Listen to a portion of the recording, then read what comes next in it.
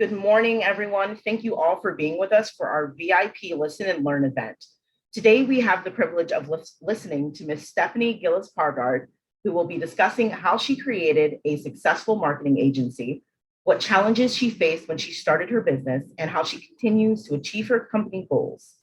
When you first meet Stephanie, it's no surprise that she was drawn to a career in communications. She's a charismatic conversationalist, energetic spirit, and has a palpable passion for whatever she chooses to dive into. While she has called Edmonton home for more than 20 years now, she is a proud native of Cape Breton and credits her East Coast roots with shaping her into who she is today. Throughout the past 20 years, her tenacity has allowed her career to blossom from communications newbie to experienced entrepreneur. Whether it's strategic communications counsel, corporate reputation management, public affairs, or media relations strategy, Stephanie has seen it all. She's worked within the hospitality, life sciences, and consumer packaged goods sectors for both public and private companies. Her diverse background, mixed with her creativity and passion, provides clients with the insight needed to effectively tackle project objectives. So before we start, please take a note of a few things. At the top of the chat, there are a few links for the Innovation Center, as well as the contact information for our guest speaker, and I'll be publishing that in just a second. Also, there's a link to a post-event survey that we would like for you to fill out at the conclusion of the presentation today. Lastly, remember to please mute your mics, and if you have any questions at any point during the presentation, please put them in the chat and we will address them during the presentation. Without further ado, please welcome Ms. Stephanie Gillis-Paulgaard. You got to go back to school, right? Thank you so much, Tiffany. Thanks for that. I know that there's still some people popping in. I see everything coming up over the screen. It's wonderful to be with you. And for anybody who was listening to that intro and went, where is she talking about? Uh-oh. Yep, I'm back. Here we go.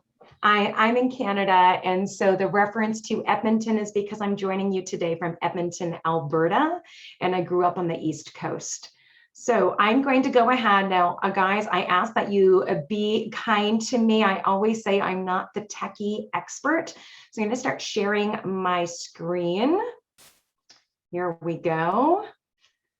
And hopefully it likes me. So welcome again. Thank you so much for taking time out of your precious day to join me.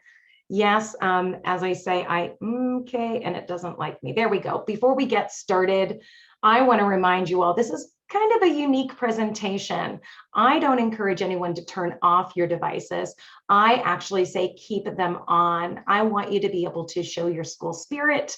I want you to be able to take notes if there's something that inspires and motivates you, or you need to jot down a question. We all know that our phones are our little mini computers. So feel free, as Tiffany alluded to in the chat, you'll be able to see the different social media links that you can do. And, if you want to show again your school spirit, feel free to tag Norfolk State University account. And of course, find me on all your favorite social media channels.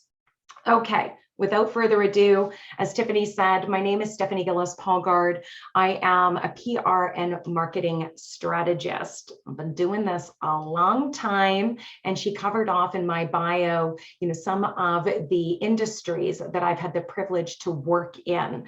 But the story today is really to give you a sense of how I got to where I am today, and to be able to share some of the lessons, the learnings that I've come across along the way. I don't believe in failure. I don't believe that there are failures. There are lessons. So hopefully during the conversation today, and I certainly encourage it to be a conversation, you're inspired. And if you have questions, feel free, as Tiffany mentioned, drop them in the chat, and we'll be able to address them along the way, because the last thing I want you doing is sitting, trying to hang on to a question until the end of the presentation. So go ahead and drop it in, and Tiffany will stop me at any point in time. So I want to maybe just take a few moments to give you some background on what it is that I do. There are some people out there that get a little confused around what is PR, what is public relations. At the very foundation of it, it is about building relationships with the public, right? We use a variety of tools to be able to do that, whether that is through the media, and that's why it says earned media. So media coverage, those opportunities where you may see somebody in your local media or a national, in a magazine, everything. That earned media coverage, when I pitch stories to the media outlets, that's part of public relations activities. And also reputation management.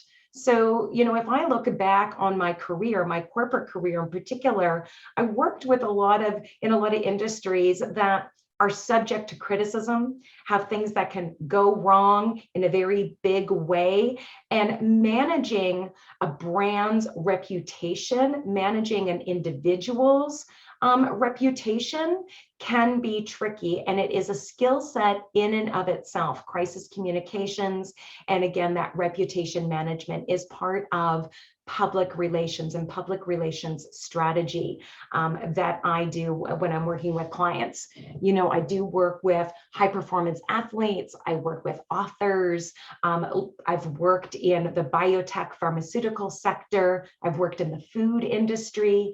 So you can appreciate that, if there's a food recall, if you bought bacon and something happened to the bacon and they had to recall that, that's when a PR strategist, somebody who handles the story. I don't like to say we're spin doctors. You may have heard that term before, but we manage the story. We push out the information as it is available. So that gives you a sense, hopefully, of what public relations is. Now, what's marketing? So a lot of times people will say to me, well, don't you, you're PR, so you do marketing. It's the same thing. It's actually not the same thing. Now, they're complementary and they have to work very closely together. So naturally, after 20 years, just over 20 years doing this, yes, I can say I do both, and I have experience in both, on both sides. But marketing is when you're doing the promotion of the selling of the products, of the services. And marketing is not just a logo. Your brand is not just your logo. It is how you make people feel, right? So Coca-Cola, as an example, what do you feel when you see those commercials? Nike, the whole notion of a tagline and just do it. This promotion, the sense of what the brand makes you feel, this is marketing. So when you think about the experience and the tools that we talk, social media, the PR, the marketing, all of it together, when we join it and integrate it, you get me. I am a strategist. Okay. Tiffany, if you're still there, if you want to let me know if the pace is okay. I tend to get extremely excited when I share stories. This is storytelling. And so if anybody needs me to slow down, feel free to let Tiffany know in the chat. I'll take a moment to just go ahead. I unfortunately can't see the chat when I'm in full screen. So I'm hoping that it's okay. You're good. Thank you so much. So my story, really, it is, I want to set the stage, if you will. So imagine this. I've been in the corporate world for a very long time. As I say, almost 20 years by the time I'm getting to this point. I'm devoted. When I've worked in my corporate career, I have been a long-term, right? A lifer, if you will. I worked in the biotech pharmaceutical space for almost 11 years before I made a transition, and then I was in the food space for over 6 years. I was devoted. And being in the work that I do, right, as public relations, and knowing at that time I was in the food industry, things can happen, and they usually happen on a Friday night or over the weekend. So when they say that many PR professionals work 24/7, they're not lying, okay? Most of the time, you're dealing with a crisis literally on a Friday night or over the weekend. Don't ask me why that always happens, but that seemed to be the case in my experience. It's a really high stress environment at the time. I have a young family. I have 2 young boys, the oldest just starting preschool and the youngest, starting to walk. I am traveling all the time. Now, again, what they say, ooh, it's so cool. You get to travel all over. That's what I used to think before I started doing it. And the novelty wore off really fast because I would get up extremely early, like 4:30 a.m. to catch a flight by 7 a.m. to go across the country. And I would be gone from Monday morning to usually Thursday night, sometimes Friday. And I would do that for 4, 5, 6 weeks at a time. Okay, with young children, that was excessive. And I have a child, the older child has high anxiety. So you can appreciate if you're a parent leaving your kids and you're making these sacrifices to think that, hey, I'm doing my best work and I'm wanting to make these sacrifices now so I can provide for my family, so I can do for my family. And in fact, what ended up happening, over the course of those 6 years, it really weighed itself on me. And towards the end, I'll be honest with you and say, when you give of your energy, of your time, and you're using your brain constantly, you want to at least get a thank you, right? You want to feel appreciated. And when you're not feeling that appreciation, you maybe start to second guess, what am I actually doing here? And that's ultimately what happened in my case. So we fast forward, or take a look back, it's been just over 6 years. And I really sat and reflected and had many conversations with my husband, who's extremely supportive. I knew that he said he just wanted me to be happy, right? I knew that over the course of my corporate career, I had built really strong business relationships with people. In fact, what really propelled the ultimate decision was a former CEO had asked me to go to coffee. He needed to have a conversation with me, and I'm still totally employed at this time. I say, of course. First of all, I love lattes, so why wouldn't I do that? And then we sat, and during the course of that conversation, he looked at me and he said, Stephanie, we need you. You're the only person who can bring our company to the next level.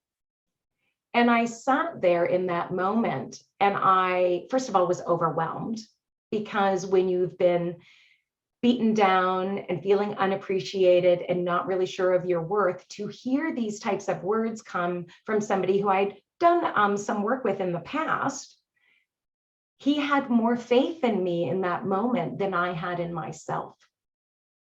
And it was a turning point. So from that coffee shop and that conversation, and to this day, I give him all the credit in the world to have me open my mind to the idea of, I've got a partner who says he wants me to be happy. Just do whatever it is that's going to make you happy, right? I have all of these strong business relationships, as I've had the privilege to work and serve with so many incredible people. And remember, business is about relationships. And then I thought, well, what do I have to lose? Yes, of course, there's a lot of risk. But fast forward 72 hours later, and Take Roots Consulting was incorporated, right? And I was planning to, at that time, go, all right, what is the next, days and weeks going to look like? And I was starting to plan out when I would be able to successfully complete my role in the corporate world and transition. And that was it. So you get to the point where, okay, here I am. I've made the decision. I'm now a full-time entrepreneur. And hey, the gentleman, the CEO that was sitting at that coffee shop was going to be a client. I just felt it, right?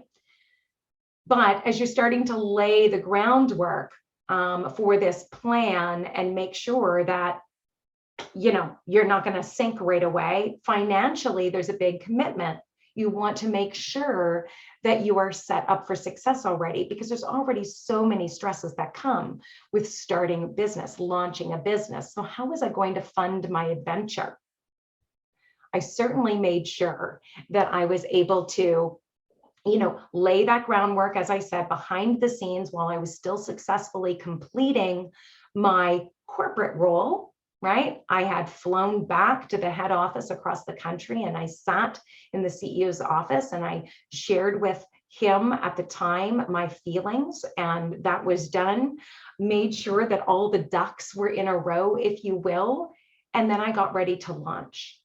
So May of 2015 was when I made the decision on Take Roots to go ahead and incorporate the company. And about 2 months later, I was on my own. A lot of logistical things happening, right? In the background. You want to make sure that, listen, I haven't owned a business before. I've done a lot of side hustles. And that's what I was doing in the background. Getting all those documents in place, understanding what I was going to need. Where was that financial assessment? How long could I go, essentially, if I had no clients? How long would I survive with nothing, right? Based on that little nest egg that I had. And, this was before I was heavy into social media, because in the corporate world, that was my focus. That was my job. That was where all of my energy was. It wasn't thinking about the side hustle. So again, if anybody is sitting listening going, yeah, okay, I get it. You can think side hustle. You can start small. You can work off the side of your desk at home and be able to understand who it is that you want to attract, which really brings me to the next challenge. Where was I going to find my clients? Particularly as a solopreneur, when you're putting yourself out there, it's like what they always say, right? You are your own brand. So how was I going to show up? What was going to be the key there for me? It was all about my network. At the time when I started Take Roots, I already had over 15 years of experience in different industries. As I say, I was in biotech, pharmaceutical. I was in the hospitality industry. I was the front desk manager, for goodness sakes, at a chain hotel way back in the day when I was in my 20s. I had moved from Canada to the US, to Scottsdale, Arizona, when I was in biotech pharmaceutical, and I had opened the US office. And I had, a lot of experience there that I could draw upon. And again, knowing that I was able to really build and deepen and have strong relationships in the business community, I knew that that was going to be where I was going to find my clients, right? I also am an active volunteer in my community. I sit on boards. So I had this other professional network that I could draw upon. And of course, the personal relationships. The personal relationships, let's not for a second forget about them, because they're your cheerleaders. Now, they may not understand all of the rationale behind your decisions. And in fact, for me, I will tell you that, yes, my husband was extremely supportive of my decision, but many people in my immediate family didn't understand it. They could not understand how I would leave what they deemed to be a very successful career with a very significant paycheck attached to it, with bonus structures and stock options and security and benefits. Why would I leave all of that to go out on my own, risk up to the eyeballs, no security, no benefits unless you pay for them? And I got questioned a lot. And you have to remember, if there are people in your network that are questioning you, most of the time it's because they themselves could never imagine taking a similar risk, right? The idea of the comfort and security that a job, even a job that you don't like sometimes, is easier to take than the risk of potentially failure or not being able to make the same amount of money, not being able to pay the bills. And I'm not going to say that those were easy conversations because they were not. I just asked them to trust in me, trust in my decisions, trust in my ability to have already sat and reflected on all of that as I was starting to go through. It wasn't a spur of the moment. And yes, I shared with you the story of the coffee shop, but at the same time, I will tell you deep reflection had been going on for quite some time. It was the conversation in the coffee shop that really gave me that friendly nudge, that reminder of there are people out there that totally believe in me, that want me to be a part of what they're working on. So if they believe in me so strongly, I should believe in myself. And it was those moments combined that led me to it. So then now it's time to share the news, right? I had made the decision. I did not announce anything until, of course, I had wrapped up my corporate role and responsibilities. So, you go to the networks, you go to social media, you let the people know in your networks what's happening, the exciting news. So LinkedIn, of course, at the time, and it still is, it's a great networking opportunity. It's a great networking platform. I officially changed out my current status and my role as the founder and chief strategist of Take Roots Consulting, and then started to share that information. I personally emailed people that were very close to me, that maybe knew or had heard through the grapevine that I had left the corporate world, and I wanted to share the news with them as well. Because again, I knew that they would be my champions. I knew that they would be my cheerleaders. I knew that they were CEOs or people that, as part of the C-suite, if you will, the leadership teams within their own organizations, they had worked with me before. They understood my work ethic, right? They knew what I could bring to the table. They knew me personally, and allowing your personality to shine into those relationships certainly helped. And of course, you'll see at the bottom, plus, meaning a lot of coffee. That means, yeah, sure, I consumed a lot of coffee. In fact, one of my favorite hashtags is #fueled by coffee, but also sitting in coffee shops. I met with people. I met with a lot of people. And was it scary at first? Absolutely. Were they the similar conversations as I had with my family? No, they weren't. Some of them themselves, they were entrepreneurs as well. We looked at opportunities to where I might be able to get involved with projects, what might be coming down, where I may show up, where can I be of service? Because that was key to me. I wanted to be of service. I wanted to show up to serve. I wanted to share my experiences, my knowledge, and help other small business owners in particular, right? Small to medium size is where I focus in on. So that's what, sharing the news looked like for me. And then, the first year and a half, the first 2 years, they were going. They were going, and they were going okay. And then I realized, hey, I think I want to grow this. I'm doing okay. I'm attracting new clients. But how am I going to grow the business?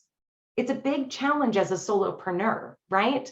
I didn't want employees. I didn't want to worry about payroll. I didn't want the extra stress of going, oh my gosh, I already am stressed about making sure that there's enough money coming in to pay the mortgage and do the bills and do the things that I wanted to do. I really did not want to assume the responsibility of making sure that I was writing somebody else's paycheck.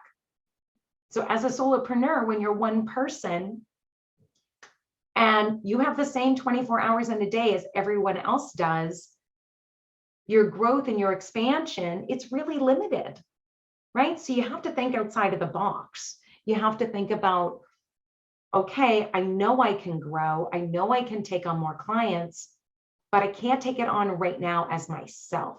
So what do I do? And this is when I thought about, and others do it as well, naturally expanding my team made the most sense, right? That I would have these connections in my network that I already had. And they were really trusted, right? I believed in them. I knew that they had complementary skills to what I could offer. And that I also wanted to work with people that had an entrepreneurial mindset, they weren't scared to think outside the box, right? Creativity comes in all different shapes and sizes, but I really wanted to be able to work with people that could sit down, that would challenge me, in my thinking, in my approaches, and come to the table with new ideas, and that we could create a no-lose situation together. So essentially, instead of saying a win-win, I like to position it as a no-lose, because then the risk is assumed by both parties, not one person taking more than the other, that we hope that we're creating a win-win. We're both all in together, and we're going to support each other. And so ultimately, that led to bringing on members to my team, but in a different way. They are all freelancers, right? It deepened the skill set within my organization. It added, as you see on the slide there, depth and breadth to what I was going to be able to offer my clients. So now I have, to this day, graphic designers on my team. I have website designers on my team. I have video production on my team. I have copywriters on my team. And this allowed me to be able to take on more work from the clients that I already was serving. So I had more offerings there, but also to be able to attract more people, more clients to take roots. At the same time, appreciating that each one of those freelancers, they're all entrepreneurs in and of themselves. So it's a beautiful way to now cross-pollinate, right? So I have 3 other entrepreneurs that, as their clients or new clients may stumble upon them or come to them for service offerings, that there's an opportunity for somebody like me, a PR marketing strategist, to be able to offer back to them. And so there's many times that we'll collaborate on projects. Okay. And then fast forward to, as I like to call it, the year of the pivot. Okay, things were going really well. 2020 was projected to be my biggest growth year yet, by far. And I was already well into the 6 figures. And then March 20 hits with our friend COVID, and I lost almost 75% of my business overnight. That hurt. That still hurts. To think about how hard I had worked to get to 2020 and to see what was going to unfold for the year. The projections, the projects that were already booked, everything was looking great. And then it looked great until it didn't. So what was I going to do? And obviously, I am one of millions and millions of people who felt this. Because I did a lot of travel pre-COVID, I'm a brand ambassador for many of my clients.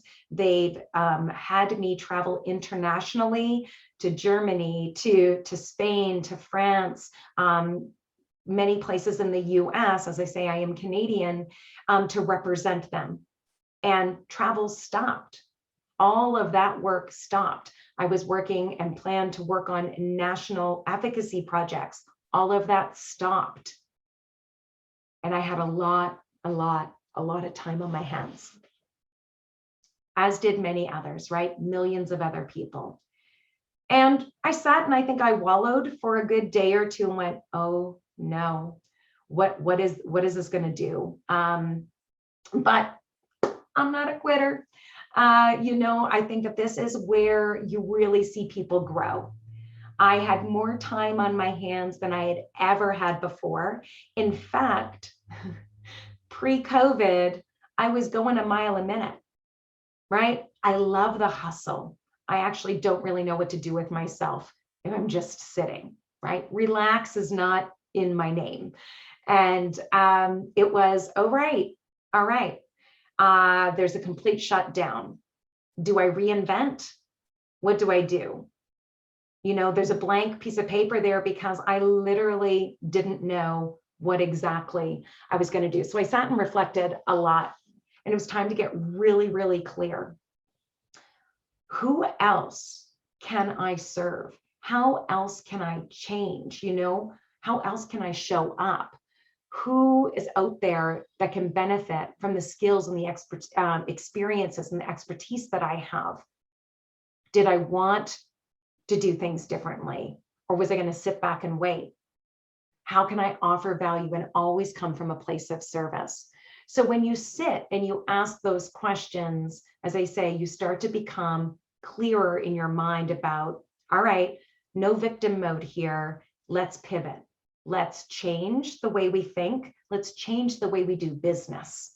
Not fundamentally, but as we all know, just like we're doing today, I'm not standing in front of you in a room to give this talk. We're virtual, which is exactly what happened for so many others, right?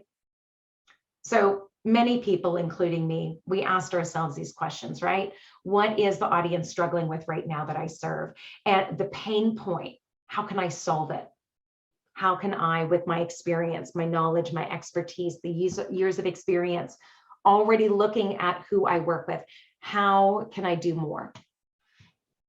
And it all went back to strategy, right? As a PR marketing strategist, it was literally back to the drawing board.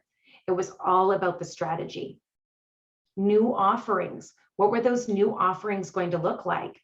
So now I do master classes, and I do them virtually via Zoom to be able to help people grow their email lists and nurture relationships and generate warm leads to be able to get ready for when they're ready to launch new products, new service offerings. I teach them how to do that. I wasn't doing that before. I offer other value in the sense of lead magnets and video content ideas and video challenges to help people build their confidence on video. I use new platforms. I'm on TikTok, everyone. I'll be 49 in a couple of weeks. Yeah, you're not too old for TikTok. In fact, when I started TikTok a year and a half ago, maybe just over a year and a half ago, it was a joke. I was doing that to basically annoy my teenage son, and I fell in love with the platform. And while I did take a little break over the summer months, I'm back, and I've been able to grow a beautiful community over there of 47,000 people. Now, that number doesn't seem a lot in comparison to some creators, but to me, 47, let alone 47,000 people to follow me on a platform, to me, that's significant. You don't need to have a blue check mark beside your name to be considered an influencer. Every day that you choose to show up and share your knowledge with people, you have the opportunity to influence. I use Clubhouse. I've been on Clubhouse since February of 2021, and it's been nothing but a beautiful gift to be able to connect with people, to identify collaborations, a lot more collaborations, people that I never would have been able to have the ability to work with, let alone cross paths before COVID. So while COVID was the year of the pivot, and it's still financially impacting my business, I can assure you that there have been silver linings, and it's all in what you do and how you work through it, right? That is the strength. And one of my absolute favorite quotes of all time is, feel the fear and do it anyway. So if it scares me, that means I have to do it. So many of the things that I do now, including talks like today, it's because I know that that fear inside of me, it feels a lot like excitement physically. If I am scared of something, I want to embrace it. That means that when I'm struggling, right, when I'm fearful, I'm actually growing. And so taking all of those experiences and moving forward. And I'll remind you all as I start to wrap up that, you know, if you think about it this way and you stop worrying about competition and you start focusing on creating value, creating opportunities presents themselves naturally because you're no longer focused on what everyone else is doing. You're showing up to serve, you're showing up consistently, and you're creating value for people. And those people that have already chosen to follow your journey and watch along and engage with your content, particularly as a PR marketing strategist, you know, we watch this, we grow our communities, but we want to nurture those communities. And if you continuously do that, the opportunities present themselves and the rest will take care of itself.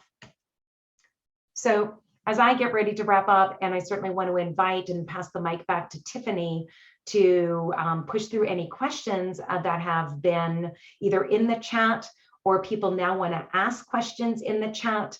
I'll stop sharing the screen here momentarily. I do want to encourage you to connect with me. I love hearing about people's journeys, people's stories, what their career choices are, what their side hustles are, where they want to go. For me, it's all about growing. It is a constant effort, intentional effort for me every single day to see where I can take my business. I'm just getting started. Really excited to stick around, answer questions. And Tiffany, I'll pass it back to you.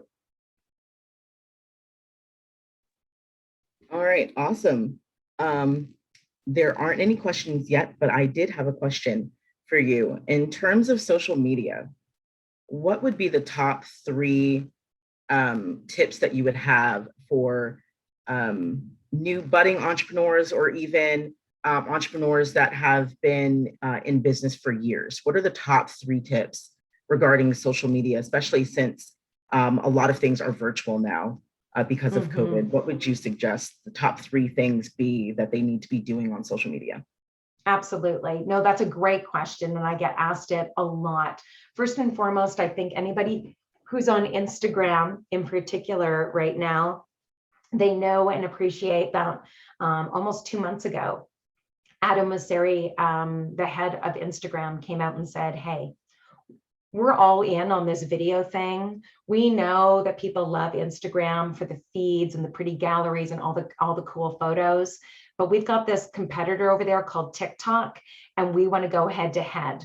And that's when they started doing things like introducing reels, you know, really pushing video content. So for anybody who's out there, whether they're seasoned, because I would say that I'm seasoned and I had been on social media on a personal level for quite some time, but I really embraced video. I want people to be able to show up. Your voice needs to be heard. There is someone in your network that needs to hear what you have to say. Showing up on video, that content just is consumed differently, right? You're able to hook them right away. You're able to deliver your top 3 tips for social media marketing. You're able to share with them how you can solve a pain point right away. You're able to show up and use your personality to connect with people that may have stumbled upon as they're doing the scroll. So certainly video content is going to be key moving forward. Showing up consistently, tip number 2. Okay, so what I mean by that, if you can't do daily, don't do daily. Look at your life, look at what you're trying to achieve. And if it means you can show up consistently on a platform 2 or 3 times a week, great, do that, but be intentional about it. If that means blocking out the time to make sure that you get it done, then do it. You have to show up consistently, or else your community doesn't know. Right? They're like, oh, well, you know, like they're really random with their content. I'm not really sure that I connect to what it is that they're trying to tell me. What's their story? I don't know them because they're not there. You're not present. So if you're going to use social media, And like I said, social media is a tool within public relations, right? It is access. It's like free rented space, but show up consistently. And just remember, you don't own your social media accounts, right? So while we're all busy trying to come up with the perfect content, you do not own your social media. You own your email lists, but you do not own your social media accounts, okay? So that's really important. And tip number 3, I've said it many times over the course of the talk this morning, but I'll share with you again. It's about adding value. When you come from a place of service and you want to add value to somebody's journey, they'll remember that. They may not be ready. If we look at a customer journey, they may not be ready in that moment to buy whatever it is you're selling, but they can start to watch you, start to engage with your content, add value to them so that when they maybe come to the point of their journey that they might need that product or that service that you have to offer, they'll remember you because you've added to them, you've poured into them. And then when you make an ask, they're there to support you. So those are my top 3 tips. All right. So as you were giving your tips, we started getting some questions in. So good, great. The first question is, can you talk about how one can go about identifying financial projections for their business? Oh, it's a really great question, and you need to be really comfortable with the numbers. I'll tell you why that's a challenging question for me to answer, because everybody's business model is going to look slightly different, right?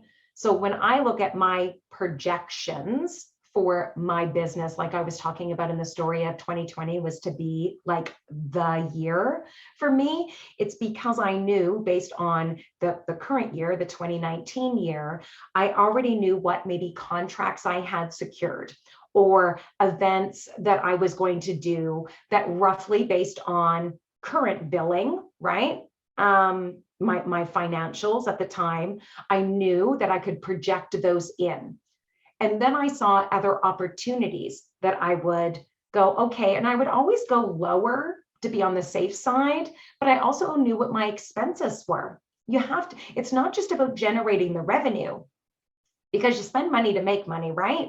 So there's many things in my business that cost me annually, even if it's a social media management tool to schedule posts, that's a cost to run my business, right? And it might come in at $600 a year. So once I know what my costs are and I know what my projected revenue is for the year, then I know where there might be more opportunity. And as I said, in the year of the pivot, when I started to really become clearer as to what else could I offer, and identifying those new offerings or doing things like masterclasses that might be free, right? Because I want to establish myself as a credible resource. So I will offer much of what I do in a workshop or a masterclass for free because I want people to be connected to me.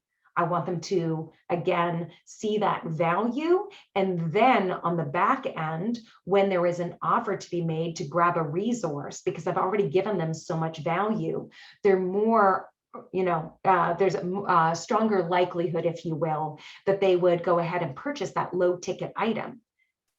So lots of things to consider on the financials. And if you're not comfortable with the numbers, I highly suggest that you identify somebody in your network or talk to people within your network and say, listen, I need to understand more on the financial side of things before I go all in. Do you know anyone? So if you don't have anyone in your network right now, definitely find someone who can sit with you and say, listen, these are your typical expenses. This is where your revenue currently sits. But here, look at this. What about these deductions? What about running a home-based business? What are the tax implications? Understanding all of those pieces gets you ready and more established each and every year. But revisiting and knowing your numbers is critical as an entrepreneur. All right, our next question is, what advice would you give to people for how to create a vision based around service and giving others what they need versus focusing on the competition? Oh, that's a great one. I'm trying to stop the share. I apologize. That's a great question. I'm going to go back to what I said before in case people missed it. I actually come from a place of abundance. I believe that there's enough for all of us. I don't actually see competition. I see opportunities for collaboration. I clearly follow other creators. I follow other businesses. I work with other businesses. I know that they may do things differently than me, but I don't see them as competition. And when you stop worrying about that and you start focusing your energy on how you can show up to serve, it gets a lot easier. You know, there's lots of people that do what I do for a living, but there's only one of me, just like there's only one of you, right? So my vibe, people may like better. Some people may not. I'll connect with people differently, or they like the way I deliver or my approach on strategy, you know, my experience. All of those things about you will set you apart. So when you show up, let's say on social media, and you give people a sense of that, it makes it a lot easier to go, no, I'm gonna hone in on these people. They get me, right? They're engaging in my content. They're asking me questions. They're sliding into my DMs. That I'm getting more friend requests. I'm getting more professional networking, you know, more connections on LinkedIn for all of those reasons. Guys, I'll be honest with you, if I had listened to a lot of people and what they said about what I could or couldn't do, I wouldn't have this sitting behind me. And it's a little fuzzy because it's still quite dark here. I'm joining you from the Mountain Time Zone. This is an article from the New York Times, okay? That was last April, so April of 2020. It was just COVID, you know, we were a month in. I had worked on, because I had all that extra time on my hands, we pulled together, myself and 5 friends, an international running event. We didn't know what it was going to do. We didn't know if it was going to take off at all. Turns out we did a quarantine backyard ultra, completely and totally virtual. We had people from over 2,300 people from over 63 countries participate. The event lasted 63 hours. It was live on Zoom. And I'm quoted in the New York Times. This is like a prized possession for me. So if I had listened to or worried about competition, this wouldn't have happened. So I hope that that inspires or motivates you a little bit. Because a little girl from a small town in the East Coast, if you had told me, you know, even 2 years ago that I was going to have an article in the New York Times, I would have told you were crazy. All right, our next question is, how do you engage more with the social media audience? Sometimes I find that we post consistently, but the views and likes are still low. Right. Great question. Happens all the time. First and foremost, if you want to learn some tips and tricks on engagement, on repurposing content, on CTAs, or what we call calls to action, feel free to check out my Instagram. That's where I show up and add this type of content, again, where people can consume it. Engagement isn't just about you pushing out content and hoping that people like it or engage with it. You need to show up on other creators' accounts, right? You need to show up and engage with other people's content. You need to think about leaving insightful comments.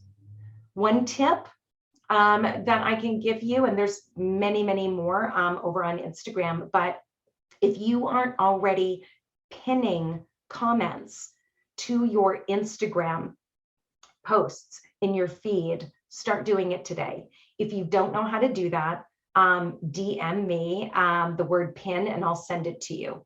There's a step-by-step on how to do it. But essentially, for anybody who's interested, you're able to pin up to 3 comments for your Instagram feed posts. And what that does is that shows your community appreciation Again, it's not just about creating pretty content and pushing it out there and hoping that people engage with it. Show your community love, right? If somebody has taken time to not just touch the heart, because that's a very passive way to show engagement, but if they've read through a carousel or they watched your live and then they're watching the replay over an IGTV and they're leaving you an insightful comment, let them know you appreciate it. Like in the feed post, you can go ahead and you can pin up to 3 comments. And then your community sees you value them. You value them taking the time out of their day to show you love, to engage in the conversation. And it allows you to continue the conversation, not just in the feed post, but now this beautiful idea of unlocking the power of what we call the DM, right? The direct message over on Instagram or being on Facebook, whatever the case may be. But we need to engage in other creators' content just as much as we want them to engage in ours. And I assure you that when you show up and do that on a regular basis, you will start to see your engagement go up. I also want to encourage you, don't what we call post and ghost. Don't just put up content and then take off and go and do whatever it is you had to do that day. I want to encourage you all to be active before you post. Even if it's for 5 minutes, that means going in and engaging in other creators' content, right? Then you know that your post is going to go live. You're either going to schedule it or you have it on your phone and you're making it active. And then you're going to stay active for another 5 minutes after so that you can respond to comments, those initial comments, that you can share that content in other ways, including in the DM. But lots of resources over there on Instagram if that's of interest to anyone. Okay, now the questions are flooding in. We have about 7 minutes left, guys. Let's see. Social media does that, Tiffany. Social media does that. If you don't have the bandwidth to be on social media as a solopreneur or not really fond of it yet, what would be your advice to overcome that? Well, again, guys, it's a capacity thing, right? So everybody has limited capacity, both human capacity, right? And financial capacity. So we all have that same 24 hours that I talked about. How are you going to use it? Some people they just feel overwhelmed by the tools because every platform is coming up with new things. They're constantly changing. It's really hard to stay on top of it sometimes. So when you can find people on social media that you connect with or that you like their vibe, you like their approach, and they're actually willing to show you how, if you can invest back in learning the top things that you must do, then do that and set aside time. If it's because you're unsure of how to create content or what type of content you need or should be delivering, I ask you to think about what your content pillars are. When I say pillars, my approach to social media is a third, a third, a third. So a third of my content is educational, a third of my content is inspirational, and a third of my content is about me, my business, the product or the service. And by sprinkling that, it gets you very clear on, okay, here are my buckets or my pillars that I can talk about. Here's where I can come from a place of authority on a particular topic or a particular service or a particular product, whatever the case may be. And then you start generating those lists. And I like to batch create, meaning I set aside time or I time block on the weekend because I'm an early riser. I usually do it before anybody else is even up in the house, before my long runs, because I'm an ultra runner. And I will go ahead and I will bang out content and I'll have majority of my week already set up. Now, again, I've been doing this for a while. It comes a little more naturally to me, but there is a content creation tip sheet that is available on my Instagram link in my bio that you can grab. There's also 30 video content creation ideas there as well that you can grab. So hopefully that motivates and inspires you. But if you have the capacity financially to bring on a VA that can assist you to get started, to establish it, great. If you only want and have the capacity to do one platform, then do that platform and do it well, right? Don't try to be in all the places at the same time. Hone in on one. And when you're honing in and you're identifying which platform that needs to be, make sure you know that's the platform where the people are that you're trying to attract or serve show up. Maybe they're not on Instagram. Maybe they're more the Facebook group. Maybe they're all over on TikTok. You need to understand and ask your the question of who is it that I want to serve? And then understand where that particular avatar, we call them in the marketing world, shows up. And then hone your skills on that platform. And once you feel like you've really got it down, then you can start to branch out and try other ones or repurpose content from one platform to another. I hope that's helpful. All right. Regarding financial projections, the financial projections question and identifying someone, what would that be as far as an accountant, financial consultant, or a business development?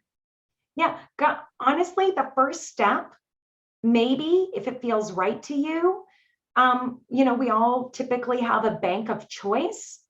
If you have a personal account already with a particular bank, you can go into that bank and say that you want to talk to a small business advisor. You could literally start just with your bank and just tell them like you have some questions. You don't know where to go. In where I live, we have entrepreneurial centers.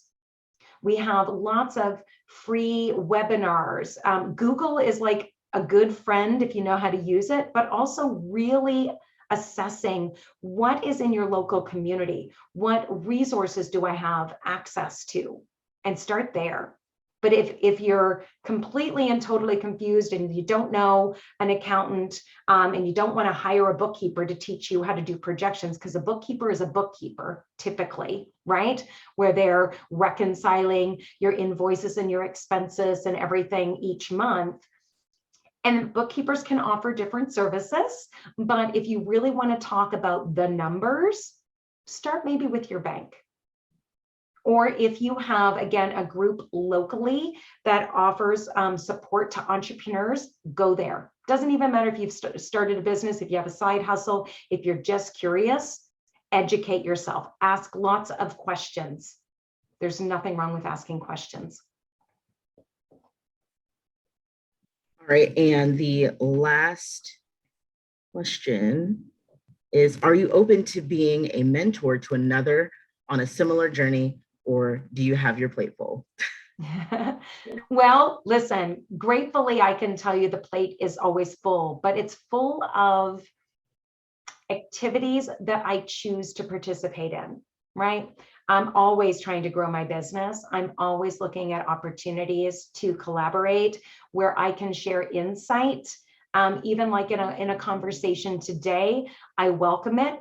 Are there parameters sometimes into how much I can give? Yes, because I do mentor people. I'm also on Clubhouse. Guys, I run Clubhouse rooms on a regular basis, sometimes daily, where I share a lot of insight, a lot of free advice, if you will. So if you're on Clubhouse, you can find me at Take Roots PR as well. But feel free, that's why my DMs are always open. At direct message, DM over on Instagram. Also, I just wanted to mention that the Innovation Center also assists with financial projections, so that if anyone did have any questions about that, you can also contact us as well. See, look at that. You already have a resource. See? We would like to thank Ms. Stephanie for taking the time to present this awesome information. Once again, the links to contact the Innovation Center are in the chat at the beginning and at the end. I will post those in a second. This presentation will also be available on our YouTube channel on Friday for everyone to view. Thank you all for coming to our event. We hope to see you at our next event. I'm going to go ahead and leave the event open for another 30 to 60 seconds, just in case anyone needs to copy any of the contact information from the chat. Thank you so much, Tiffany. It's been so much fun. I'm wishing all of you good health and blessings as you continue your journey today and every day. Thank you so much.